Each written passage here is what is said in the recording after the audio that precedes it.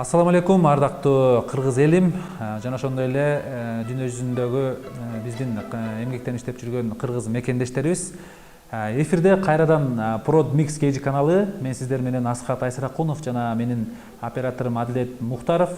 Бүгүн 28 март 2020 жыл Алла Тааланын буйругу менен бүгүн биздин студияда кыргыз элине белгилүү инсан, өзү философ, психолог жана ошондой эле көптөгөн китептердин автору, Тайжисюан ассоциациясынын директору, тайжи чебери, белгилүү массажист агайыбыз Медер Бишкек агайыбыз биздин студияда конокто.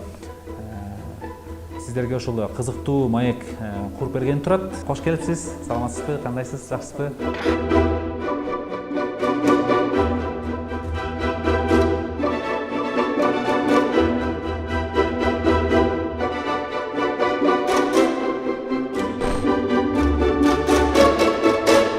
Кыргыз үйгө киргенде дароо колун жуйт деген китепти Медер агайыбыз бул коронавирус деген илдет баштала электе эле жазган болчу. Мына азыр өзүңүздөр көрүп турасыздар, кыргыз элине жалпы ошол кол жууганга, гигиенаны сактоого чакырып ошол дүйнөлүк абал ушундай болуп турат. Кыргыз эли эле эмес, дүйнө эли азыр колун бат-бат жууп жаткан учур. Деги эле ушул китепти сиз эмне себептен жаздыңыз эле, жана ошондой эле ушул китепти азыркы учурда көбүрөөк колдонсо болобу? Ушундай эле китептерди мамлекет колго алып мындай массалык түрдө чыгарса болобу? Кандай дейсиз, ушул жөнүндө айтып берсеңиз? Рахмат. Илгери мен кыргызча тактык 5000 төртө деген китеп чыгарган элем. Бул дагы бир кыргыздын идеологиясына кандайдыр бир салым болсо экен деп чыгарган болчумун. Бүгүнкү күндө кээ бирки ишканаларда, мектептерде ушул кыргызча тактыкты сүйлөшкөн жерге баягы немисче деген түшүнүк бар эмеспи? Ошол сыяктуу баягы пунктуалдуулукка чакырган китеп болчу. Азыр адатка айланып алып тургай фильмдерде, ырларда чыкты.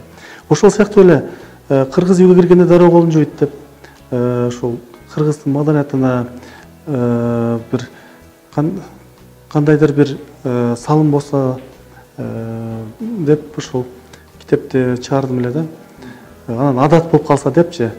Анткени көп байкоого болот эле да. Мына бүгүнкү күндө мына коронавирустун таасири аркылуу кыргыздар, кыргыз эмес, бүтүндөй элдер кол жууганга, гигиенага үйрөнө башташты да. Бул китепти негизи башта бир 10 жылдай мурда баштагам. Анан башка китептер чыгарып жүрдүм. Убакыт болбоду чыгарганга. Анан толук бүтө элек болчу. Мына былтыры жарыкка чыгаргам. Анан негизи эле баягы кол менен учурашканда алакандан көп микробтор, вирустар өтөт экен да.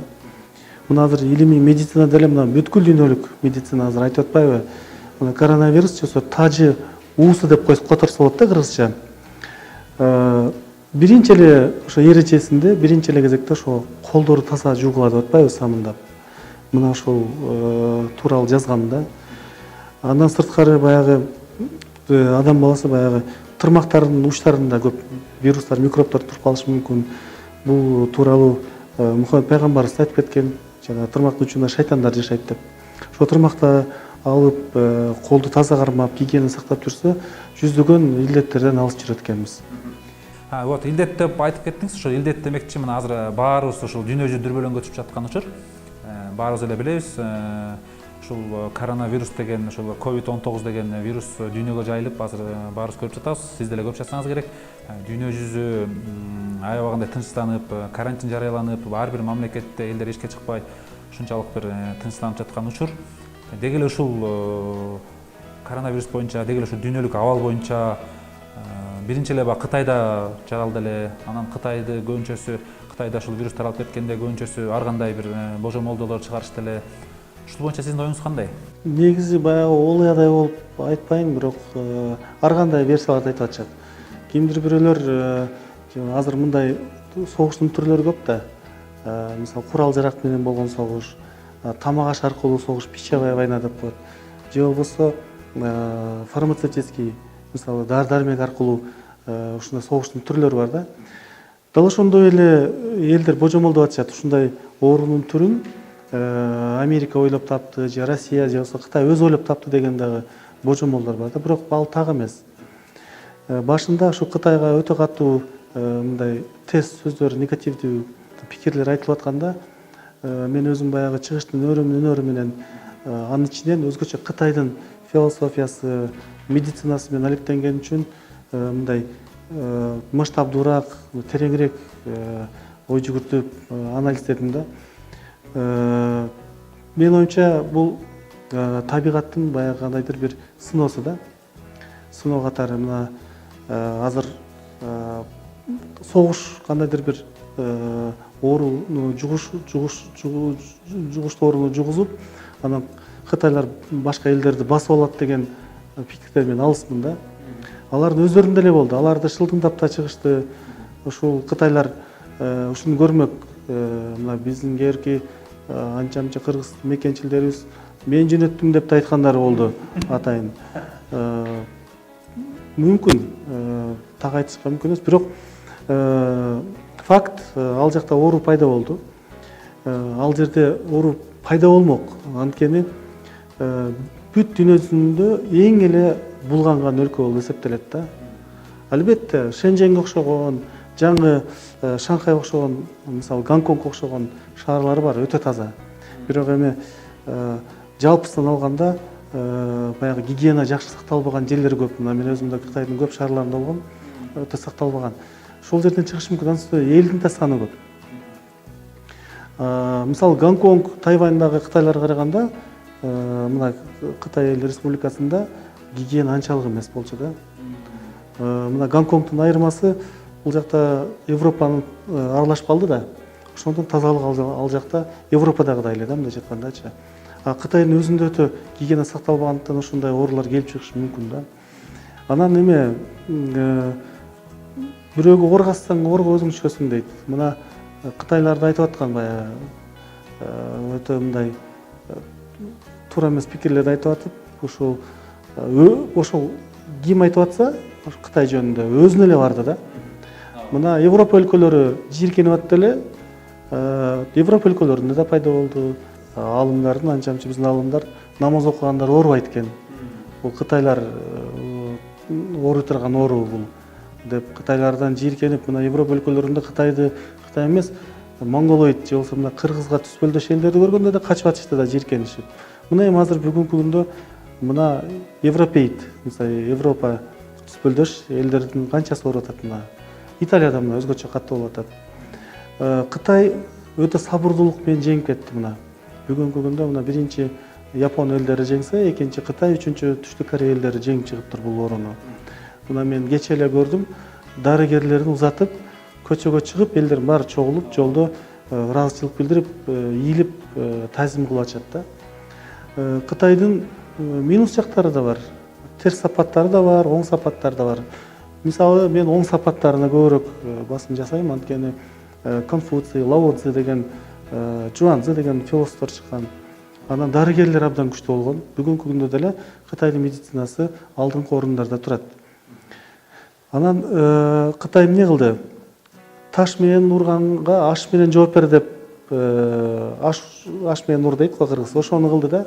Мына бүгүнкү күндө ошол Кытайга жаман пикир айткандардын бардыгы Кытайдын жардамына муктаж болуп атат. Мына Италияга чейин барып, ошо жардамын көрсөтүп атат. Кандай сактанса болот. Анан Европа өлкөлөрүндө баягы демократия деп өтө эле баягындай ачылып, өзүнүн оюн мисалы чегинен ашырып айтып берген, же болбосо жүрүш туруштары чегинен ашып кеткен баягы учурлар болгон үчүн аларда мисалы режимди сактабай, мисалы өбүшүп учурашкандар аларда адатка айланган да. Кытайда, Японияда, Түштүк Кореяда карасаңыздар, мисалы биздин мектепте деле мынантип учурашат. Баары менен кол менен кармашып учураштын кереги жок. Монтип учурашып коет, же болбосо Кытайдын мектебинде, же болбосо чыгыш элдеринде, Индияда болобу, мына көпчүлүк япондордо, Кытайда монтип, же болбосо жөн эле мынтип эңкейип коет. Кыргыздарда бул мындай болгон экен. Эркек кишилер көкүрөккө, жүрөккө коюп туруп башын ийет, аял кишилер ичке коюп, монтип эйилип койчу экен. Мына кыргыздын саламдашы, кол менен саламдашуу бул байыркы рыцарьлардын саламдашууларынан келип чыккан дейт. Бул биздин заманга чейин 500 жыл мурда келип чыккан экен да бул. Кудайым буйрса ушул баягы карантинден чыгып кетсек, кыргыз эли дагы балким кол алышып учурашпай калабы, кандай деп ойлойсуз? Эми ушундай учурашууга өтөбүзбү? Эми кыргызча учурашууга өткөн болсок деле бул жаман болбойт. Мына бүгүнкү күндө чыканак менен учурашкыла деп атпайбы? Мына гүл күмүштүү болот да. Мен баягы ишканабыз 5-этажда болчу, мурунку ишканабыз. Ошондо лифтке чыгып атканда мына алаканын учу менен эмес, мындай сырты менен басып желем да лифтке чыгып баратканда. Анан окуучуларым эме деп калышат эле. Күлүп калышат эле да. А мына азыр өздөрү да мына колун сырты менен басып калышты мына. Анткени окумуштуулар мына ушул китепте мисал келтирип кеткен. Бир күндө ар бир адам 300-350 жолу бетин ар кандай жерлерин кармайт экен. Мисалы мурдун, кулагын, оозун, мойнун, чачын ушинтип отуруп, бир күндө кеминде ушул 300-350 жолу колун тийгизет экен. Элесиз оозго тийип кетти дейли. Вирус чугуп калышы мүмкүн. Чүчкүргөндө колду жаап, чүчкүргөндөн кийин окумуштуулар айтпайбы, грипптин вирустары жарым сааттай турат дейт. Ошондо дагы эгерде ал жерде таза аба болгон болсо, таза аба болбой, же болбосо нымдуураак болгон болсо, дагы көбүрөөк сакталып калышы мүмкүн. Анан ошого алакан менен ушу кыргызча эле монтип эле, эгер кытайча жакпаса, чыгыштын элдери жакпасачы, жөн эле мындай монтип ийилип койгондо эле бул кыргыздарга тиешеби десек деле болот. Бир убактарда байкашым айылда монтип эле учурашып коюшчу элем.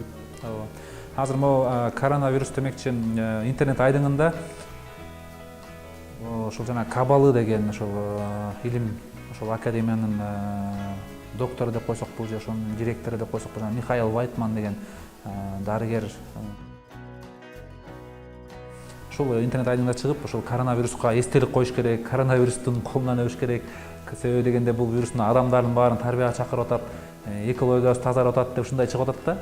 Сиз ушул боюнча эмне айта аласыз? Ушул деги эле ошондой эле ушул Кабал илими боюнча эмне айта аласыз? Деги эле сиз ошол ой пикирге кошуласызбы? Мен кошулам. Чыгыштын Дао философиясында инь-янь деген түшүнүктөр бар. Плюс-минус, эркек аял, күн түн. Розетка деле плюс-минус менен иштейт да.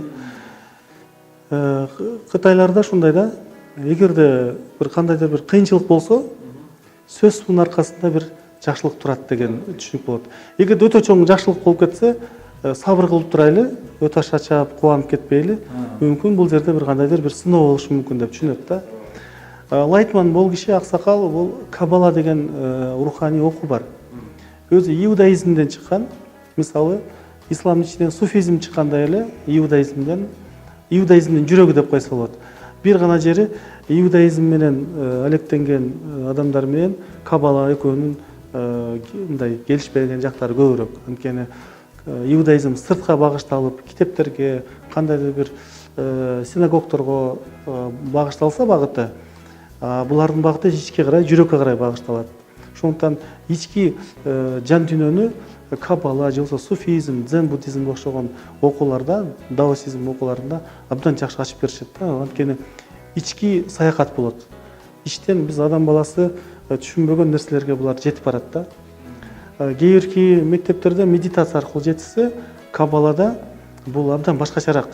Бул кадимки эле күндөлүк эле турмушта баягы элден четтеп кетпей, дервиш болуп кетпей, Гималайга чыгып кетпей, же Тибетке кетип калбай эле, кадимкидей эле жашоо турмуш ушундай эле үй бүлө күтүп, кадимкидей элдер менен жашап отуруп эле болгону ошол практикалары бар да. Абдан күчтүү болот. Ошондуктан мен ушул кишинин анча-мынча интервьюларын уктум. Кошулам. Коронавирус пайда болгондо сүйүнүш керек деп атпайбы, таазим кылыш керек деп. Анткени мына карабайсыздарбы? Кытайдын шаарларында, мисалы, Кытайга киргенден кийин эле мында саз жыттанат да. Мисалы биз кыргыздар саз жыттанган жерден мурдубузду жаап өтөбүз да жиркенип. Ал шаарлардын өздөрү ошондой жыттанчу эле. Пекин же болбосо Бейжин абдан булганган, чаңга аябай ушуну толгон химикаттар аябай булганган шаар болчу. Мына бүгүнкү күндө карабайсыздарбы? Кытайдын шаарлары Кыргызстандын мына Бишкектен да таза болуп калды. Мына менде атайын бир эме бар, интернеттен карап турам, кайсы өлкөдө кандай болуп атат, канча процент тазалык депчи. Мына Кытайда азыр абдан таза болуп калды, мына көп шаарларында. Бул плюс жагы да. Андан сырткары Кытайлар чындап эле жүрүш туруш абдан жана Гонконг менен Тайваньды кошпогондо Макао тамак ичип атканда оозун жаппай эле сүйлөй беришет да. Тамакты оозуна салгандан кийин чачыратып тамак жешип ушундайлар өтө гигиена сакташчу эмес. Дал ошондой эле араб туугандар делечи баягы бир жерден бир чай ичип же конокко келип калганда сүйлөшкөндө мындай же баягы бул жерде жашаганда кээде мен үйүнө барып калчумун. Барганда эми кечирип коесуздар, антип айткым келбейт, бирок айтып кое берейин. Чочко канадай эле болот да кыргыз менен. Кыргыз ушунчалык гигиенаны сактап алган кезде деле алардан тазараак болчубуз. Эми арабтар дагы үйрөнүп атат мынакей. Кыргыздар дагы, кытайлар да үйрөнүп атат. Мына кытайлардын тартипке салып койду да. Кытайлар эмес, бүткүл дүйнөсүн. Илгери мен бир окуучум, эки окуучу кызым учурашып калды эле. Мындан бир 25-30 жыл болуп калды.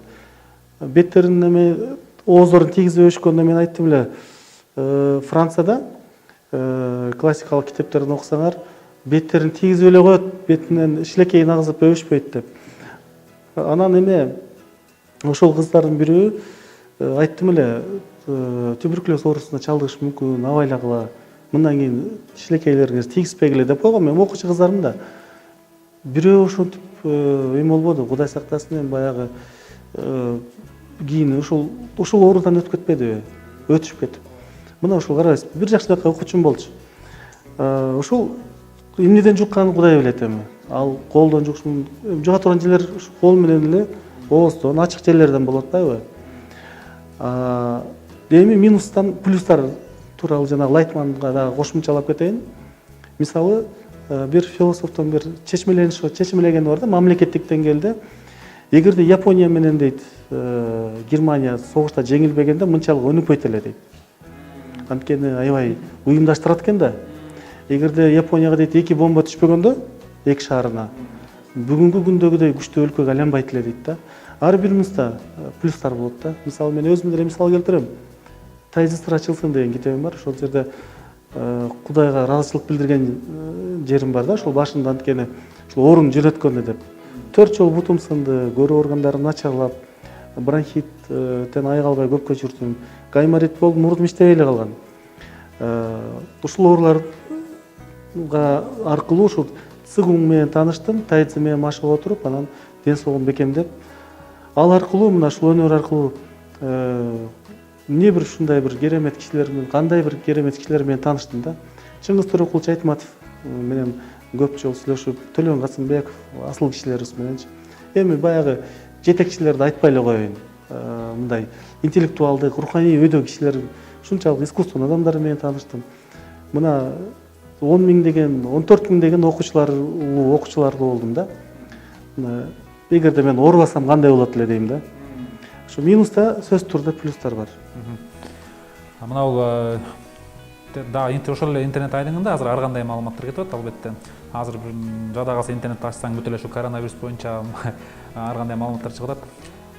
Ушул биологиялык согуш катары дагы кабылдап атышат. Журналисттер болобу, айрыкча ушул Россиянын интернет айдыңында бул атайын дүйнөлүк экономиканы багындыруу максатында, анан дүйнөдөгү элдин санын азайтуу, ресурс жетишпейт деп ушундай эки максат менен бул атайын жасалган нерсе деп дагы жатышат да. Сиз ушул боюнча айта аласызбы? Кандай оюңуз кандай? Мен өзүм саясат менен алектенбейм, бирок көзүм кыры менен дайыма саясаттан эмне болуп атат карап турам. Баягы эркек катары, баягы граждан катары Кыргызстандан. Ли Куан Юнун китептерин окуп чыккам.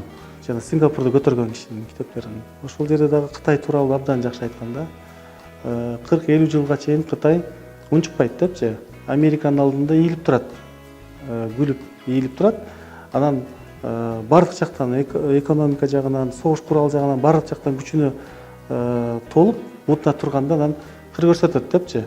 Ага чейин унчукпайт деп. Ал жагынан ушул жактан эгер көз караш менен карай турган болсок, Кытай өзү ойлоп тапты деп койсо да болот да. Америка жөнөттү деп деле айтып атпайбы? Анткени Кытайдын экономикасы өтө күчтүү болуп кетти. Анан буларды таланттуу адамдарды баалай баштады да. Ли Куан Ю өзүнүн китебинде чакырыктары бар да. Бүт дүйнө жүзүндөгү таланттуу адамдарды Сингапурга чакырабыз дейт да. Кыргызстанда таланттуу адамдар тескерисинче сыртка кетип жүрүп атпайбы? Мына биздин устатыбыз деле Макенсах устатыбыз ушул сыртта көптөгөн. Булар Кытайлар Си Цзиньпин Чудо Сингапура деген китеп бар. Ошол жерде Си Цзиньпин бир нече жолу ушул наставник министров деп коет, ошо Ли Куан Ю ошонто айтылчу экен. Ошонун лекцияларына катышып жүргөн киши бул. Абдан билимдүү, андан сырткары дагы бир айтып кете турган. Бизге да кесиптеш да, цигун практикалары менен алектенип турат экен. Ушул жагынан ала турган болсок, бул киши өтө интеллект жагынан дагы, руханий жагынан да өтө бийик киши. Анан карабайсыздарбы, өзү буга чейин эле ритм күчтүү болчу, экономика абдан батып өнүгүп аткан. Өнүккөн өлкөлөрдүн эсебине тизмесине кире элек, бирок өнүгүп аткан өлкө катары бул Япониядан өтүп кетпеди. Дайыма биринчи кайсы болчу? Америка турчу. Япония. Анан калган өлкөлөр болчу эле. Германия же Англия болуп, Улуу Британия. Азыр Америкадан кийин эле Кытай, кайсы бир жылы, мындан бир 2 жыл мурда Кытай Америкадан алдыга өтүп кетпедиби? Карайсыздар, ошондо ушундай саясий иштер болушу мүмкүн. Булардын экономикасын чүрүш үчүн, Кытайда жазалаш үчүн дагы ушул орунду башка өлкөлөрдөн жөнөтүлгөн деген дагы маалыматтар айтылып атпайбы? Бирок мен Лайтманга көбүрөөк кошулам да. Анткени мындай да, не допускай избытка, не допускай недостатка деген Дао философиясында сөз бар да. Өтө ашыкча болуп кеткенде сөзсүз шаарды деле үйлөй берсеңиз жарылат. Ошондой да. Бул демек табияттын болгон биздин табияттын бул адамдар аркылуу деле өтүшү мүмкүн. Адамдар аркылуу өттү. Негизинен бул саясатчыларга көбүрөөк басым жасап атат. Саясатчылардын кылганы депчи Лайтман бир кыйытып атпайбы? Ал жагы да бар. Бирок андан сырткары табигат өзү. Мисалы, ар 12 жылда окумуштуулардын айтканы бар да, изилдегени. Ар 12 жылда күндө кандайдыр бир жарылуулар болуп турат экен. Ошол жарылуулар болгондо жер планетасында чоң согуштар же чоң оорулар күчөйт экен да. Дал ошол 2020-жылга туура келип атат да. Ушул жагынан караганда табигаттын эле адамзатына болгон бул сыноосу да. Бул эсиңерге келгиле, акча деп эле бет менен түшүп, акчаны биринчи орунга койбогула. Акчадан дагы өйдө турган адамгерчилик, баягы кеңпейилдүүлүк, ушул боорукердик, мээримдүүлүк деген сапаттар бар. Ошого карагыла. Бакыт ошол жакта. Акча бул каражат катары деп ал сездиртип, көзүнө көрсөтүп коюп атат да. Сиз жаңы эле ошол Сингапур жөнүндө айтып кеттиңиз. Ошол азыр мага маалыматка караганда Сингапур бул дүйнөдөгү эң ушул коронавирустан айбагандай бир таза чыгып кеткен мамлекеттердин биринде экен. Азыр жаңылбасам, эгер жаңылбасам, кечээки алган маалыматтар боюнча Сингапурда ушу коронавирустан 1-2 эле киши каза таптыр. Сингапурдун элинин саны ушу биздин Кыргызстан менен эле тең чамалаш экен. Эми ушул учурда биздин Кыргызстандын абалы, мисалы Кыргызстан ушул коронавирустан ушу Сингапурга окшоп эле чыгып кете алабызбы, тез чыгып кетсек болобу? Азыр мына Кудайым буйрса жакшы чаралар көрүлүп атат, өзүбүз көрүп атабыз. Ушу кыргыздарга эмне кеңеш бере аласыз? Ушу биз кантип эртерээк чыгып кетели, кандай кылсак чыгып кетебиз? Элге ушу бир кыргыз элине бир кеңешиңизди берсеңиз. Элибизге мен ушул китепте берип койдум эле. Эгерде баягы Facebook'тан да бир бөлүшүп комментарий элегем. Эгерде кимдир бирөөлөр мүмкүнчүлүктөр болсо, мен 1000 экземпляр чыгаргам да, дагы чыгарып элге таркатат элем десе, мен автордук укугум менен бөлүшөм. Каалагандай чыгарып, каалагандай тарката берсин. Ошондо маалымат көбүрөөк жетет. Бул жерде бир гана жанагы коронавирус эмес, башка вирустардан дагы тазаланганга, алыс жүргөнгө мүмкүнчүлүктөр болот да. Бир сөз менен айтканда, колду таза жууш керек. Кол менен учурашып, өбүшүп учурашпаш керек. Баягы 1-2 метр аралыкты кармагыла деп атпайбы, маска кийгиле деп.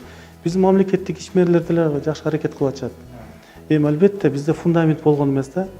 Бул деген руханий фундамент. Эгерде биздин жетекчилерибизде руханий фундамент болгондо, анда биз Сингапурдай эле бат эле Кытайларда же япондордой бат эле өзү жеңип кетмекпиз. Мына япондор карантинди дагы эме жоюп салышпадыбы? Анткени япондор өзү ансыз эле колдору таза жуушат экен. Учурашканда кучакташпайт экен. Тазалыкты алар дүйнөдөгү эң эле таза элдердин бири ушул япондор болуп эсептелет эмеспи? Ошондо буларга проблема деле жок экен да, карайсыздарбы? Анан азыр дезинфекция кылып атат.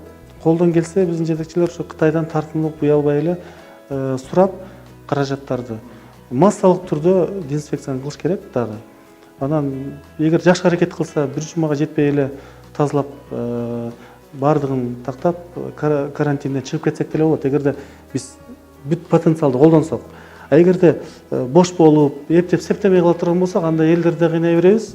Анан баары мамлекет да кыйналат, экономикалык жактан дагы кыйналып калышы мүмкүн да. Психологиялык жактарын да кайта кетишибиз керек да.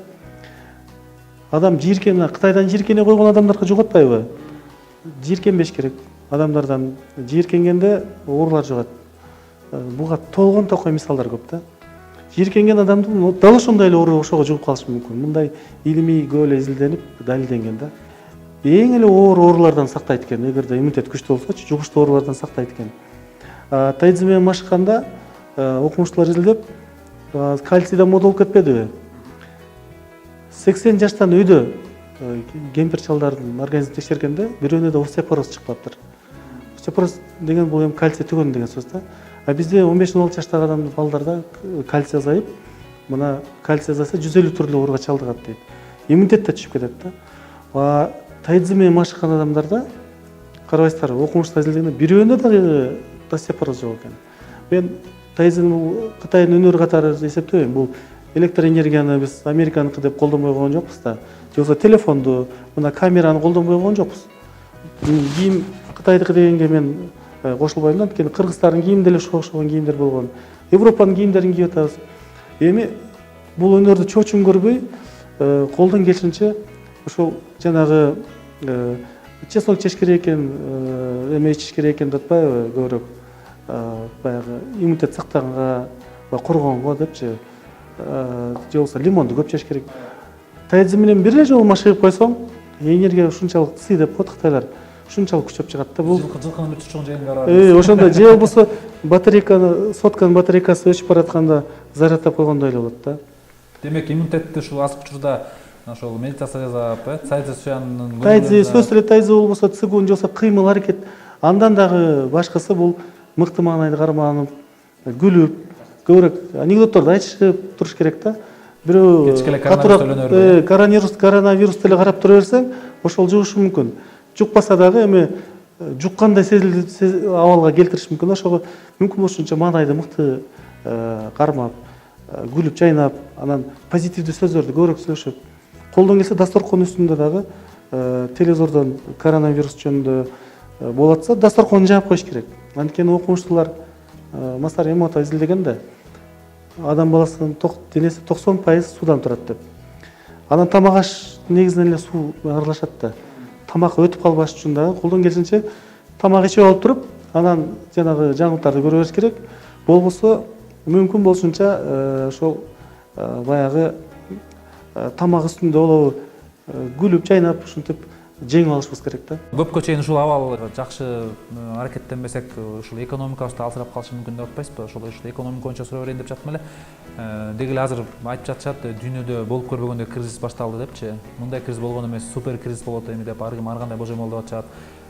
Ошол эле мынакей коронавирус менен кошулуп, азыр баарыбыз эле билип жатабыз, Россияда нефтинин баасы арзандап, баррелдин баасы түшүп, доллар көтөрүлүп дегенде, 85-ке чыгып элдер ал паника, бир жагынан коронавирус паника болуп азыр элдер аябагандай бир үшүркөнүп, коркуп, эмне кыларын билбей, келечек тумандап турган учур. Ушул деги эле дүйнөлүк экономика, ошол эле биздин Кыргызстандын экономикасы эми мындан ары жашоо кандай болот? Эгер карантин бүткөндөн кийин деле кыргыз эли кантип жашап калабыз? Кыйналабызбы, кыйналбайбызбы? Ушул жөнүндө бир пикир бөлүшсөңүз. Мен жеке оюм буюрса жакшы болуп кетет деп ойлойм да. Жана сиздин полкоңуздан көрүп калдым, Наполеон Хиллдин китебин. Ошол жерде экинчи китебинде бар да.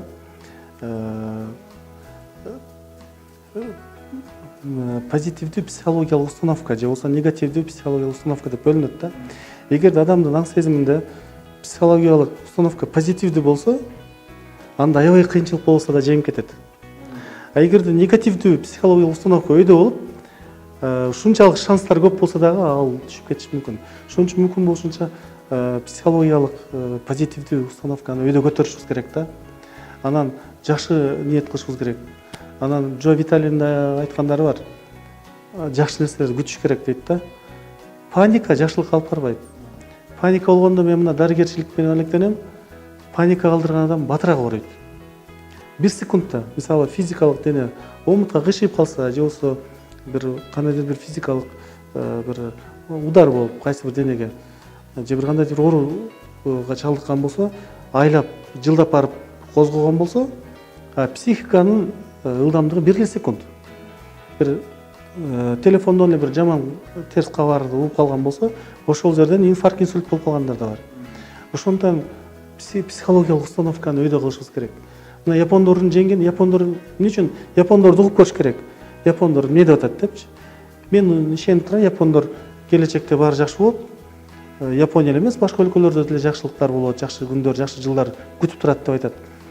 Япондордун реакциясы деген түшүнүк бар да. Мисалы, башка улуттарга өңүңүз кызарып калыптыр, көзүңүз минтип калыптыр, бозоруп калыптыр го, ооруган жоксузбу десе, дароо эле эмне болуптур? Ушинтип калыптыр, что-то ооруп атат окшойм, врачка көргөндөй окшойм дейт да. Японго келип туруп, ай, сиз что-то өңүңүз бак жакшы эмес го, врачка көрүнүп койбойсузбу десең, кечирип коесуз, мен азыр иш менен алектенип аттым эле, мен өзүм жакшы сезип турам, сиз кыйчылат болбоңуз деп кой, өзүнүн ишин кыла берет. Паника калтырбайт да булар. Мен жана айтып өткөн руханий пайдубал деген ошол да. Буларда дзен деген руханий окуулар болгон. Ошол массалык түрдө практикага отурушкан да булар бир убактарда. Ошон үчүн булардын фундаменти абдан күчтүү. Мына баягында Кытай экөөнүн бир мисалдар келтире кетейин. Эмоциялык абалдар жөнүндө. Кытайлар мындан бир нече жыл мурда япондорду кечирим сурагыла деп айтат. 100 жыл мурда силер кол салып, басып алып, ушундай жаман иштер кылгансыңар, Кытайга келип алып дегенде сөз иретинде кечирим сурашат. Анан жазуу түрүндө дагы кечирим сурагыла дегенде биз ал убакта биз жок болчубуз, биздин ата бабабыз болчу. Ошондон биз жазуу түрүндө кечирим сурай албайбыз деп коет. Ошондо Кытайда жайгашкан Кытайдагы чоң-чоң компанияларды, ишканаларды Кытайлар барып, ызычы кылып, өрттөп, талкалап салышат. Ошол эле кезекте Японияда бир да Кытайга тийбейт. Алар ызычы кылбайт, эмоция калтырбайт. Тынч эле абалда силер коноксуңар. Ошо төрдө жакшынакай отуруп, ишиңерди кыла бергиле деп эч ким тийишкен эмес. Көрүңөр, эки тарапты. Булар эмоцияны да жакшы башкара билишет да. Анан азыркы интернеттегилердин көпчүлүгү баягы паника, бул ошол эмоционалдык абалдын төмөндүгүнөн да баягы. Эмоция бат алдырып, психология абал күчү жок болгондо ошондой болот да. Япондордон сурап көрүш керек, келечекте кандай болот деп. Мен 100% ишенем да. Алар жакшы болот, башка өлкөлөрдө деле жакшы күндөр, жылдар күтүп турат деп. Биз деле ошентип ойлошубуз керек. Бул убактылуу сыноо болду, тазалануу болду да. Буюрса, эми окумуштуулар көп планетада, 7 миллиард адамда кантип окумуштуулар болбосун. Америкада абдан көп, Израилде абдан көп, Германия, Франция, Япония, Кытай ошон биздин өзүбүздө деле канча окумуштуулар бар. Буюрса, экономика деле оңолуп кетет. Анан жашоо шартыбыз деле жакшы болот деп ишендирип кетер элем да. Сизди баягы кыргыз эли көбүнчө ошол чыгыш өнөр искусствосунун адиси катары, тайзи чебери катары билишет. Сиз ушул тайзи чебери катары башка спорттун түрлөрү, ошол эле эрежесиз мушташ, дүйнөдө эрежесиз мушташтар болуп турат. Ушунун тайзи менен болгон руханий айырмачылыктары кандай, ушул жөнүндө пикир бөлүшсөңүз. Бул эрежесиз мушташтарда Хабиб Нурмагомедов ушул UFC'деги спортсмендердин арасында эң эле токтоо, ыймандуураак ушул болуш керек деп ойлойм да. Бирок ошондо дагы эмоция калтырып, кече жакында баягы чемпиондук поясын жерге койсо, берки атаандашы Фергюсон тебип жүрүп атпайбы? Эми алар атайлап да кээде ошондой шоулор жасайт экен. Бирок ушул эрежесиз мушташты мен өзү негизи туура көрбөйм да. Анан узакка барбайт. Ден соолуктар талкаланат. Мен өзүм көп жыл тренер болуп иштедим. Анан мелдештерде жүрө болуп да жүрдүм. Мен көз алдымда канча кишилердин колдору сынды, буттары, травмалар, жаактары сынып кеткендери болот эле. Кийин мен тынч эле ушул тайцын ден соолук жагына көбүрөөк көңүл буруп, бош жакка буруп кеттим да. Бирок спорттук биздин мектептерибиз дайым эле иштеп турат. Бир жери ушул жоокердик искусство менен машыкканда Брюслин сөзү эске келет да. Чтобы овладеть искусством боя, нужно постигнуть его философию. Без разума тело не нужно деп айткан да. Көрдүңүзбү? Бүгүнкү күндө болсо булар күчкө таянып, сүйлөгөндөр карайсызбы, көчөдөгү жаш балдардан сүйлөбөйт эми. Миллиондогон адамдар карап турса, мындай жатканда көкмейин эле сөзүн сүйлөгөндөй да. Көчөдө оозго келбеген сөздөр менен айтып бири-бирин. Эми жаш балдар көрүп отурат да. Жаш балдарга кандай тарбия? Ошондуктан баягы философияны кошуп машыктырса абдан жакшы болот эле. Джиу-джитсу менен машыгатышат, же болбосо дзюдо менен машыгатышат. Мисалы, Гений дзюдо деген фильм бар. Жылына мен сөзсүз бир жолу көрүп коем да. Акира Куросаванын фильми. Балдар менен, үй бүлөсү менен көрөбүз. Тарбиялык жактары абдан күчтүү. Өзүнүн душмандарын жеңгенден кийин дагы барып ден соолугун карап, үйүнө чейин барып ден соолугун карап жүрөт да. Эми карайсызбы? Булар болсо ата-анасын уруп согуп, жерге жыгылып калгандан кийин үстүнө түкүрүп да жиберишет экен кээбиркилер. Өтө мындай шылдыңдап салат да. Ошол учурда бул физикалык искусство да. Дагы бир 10 жылдан кийин алардан жашыраак кишилер келет. Бул алмаша берет. Тайцзин айырмасы бул дүйнөлүк практика да. Бирок эми тайцзиндин жокерлик искусствосу менен саналуу эле кишилер машыгат чынында эле. Спорттук версиясында көп. Бирок ал бой биз правилга туура келбейт да. Мен тайцзин менен машыккан спортсмендерди бой биз правилга чыкпай эле койгула демекмин. Андан көрө ден соолук үчүн эле машыга бергиле депчи. Чыныгы руханий жолдо тайцзин мастери боло турган болсо, ал киши бир эле сокку менен адамдын ден соолугун бузуп, өмүрүнө чейин коркунуч келтирип коюшу мүмкүн. Бир эле кол тийип-тийбей эле. Интернетте бар, YouTube'да Шиминдин, же болбосо Лама Дандруптун видеолорун көрсө түшүнсө болот.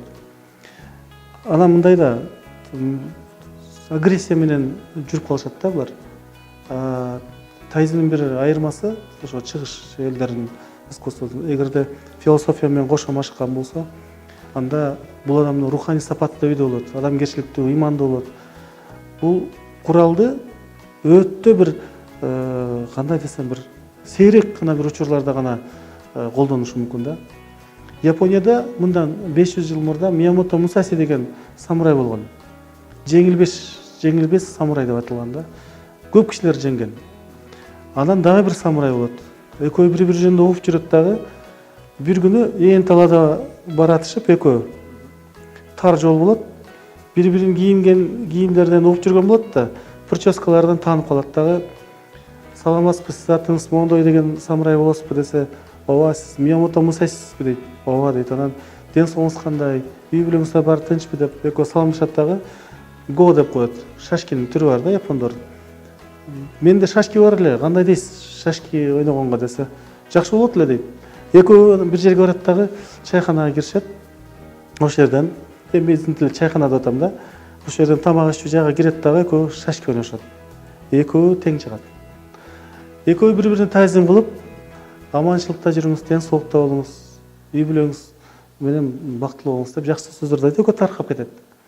Эгерде мына бүгүнкү күндөгү UFC же болбосо бой бисарага катышкан спортсмендер болсо кандай болот эле? Ошол жерде дароо эле кылычын алып туруп бири өлтүрүп жок кылат эле да. Бул жашоо сөзсүз мушташтан турбайт да, конфликттен турбайт. Сонун учурлардан турат да.